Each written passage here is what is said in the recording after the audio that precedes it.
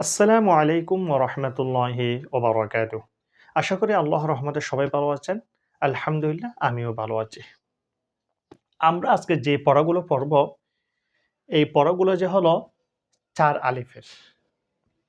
উপরের যে চিহ্ন আছে এখানে, এগুলোকে মোটা চিহ্ন বলবেন। মোটা চিহ্ন। মোটা চিহ্ন যে হরফের উপরে হবে, সেই হরফটি পড়ার সময় ৪ আলিফ পরিমাণ টানতে হবে। কিভাবে টানবেন? হাতকে এইভাবে করবেন।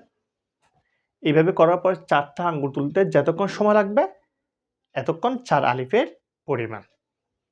তাহলে শুরু করা যাক। কিভাবে পড়ি একটু ভালো করে দেখবেন। বিসমিল্লাহির রহমানির রহিম। দদ আলিফ লাম জবর দল। লাম আলিফ ২ জবর লান। দলান ৪ আলিফ পরিমাণ টানবেন। দাল আলিফ বা জবর দা। বা জবর বা। দাব্বা। তা ২ যে ৩। দাব্বাতিন। হা আলিফ জিম জবর হা। জিম জবর জা। হাজ্জা। কাফ জবর কা।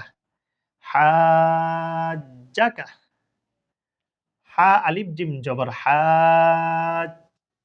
জিম ওয়াও পেশ জু। হাজ্জু। কাফ জবর কা।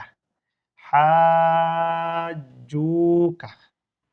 তাহলে যেখানে ৪ এই মোটা চিহ্ন হবে সেখানে আপনারা ৪ আলিফ পরিমাণ টানবেন।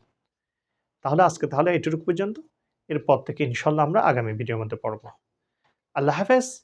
আসসালামু আলাইকুম ওয়া রাহমাতুল্লাহি ওয়া বারাকাতুহু।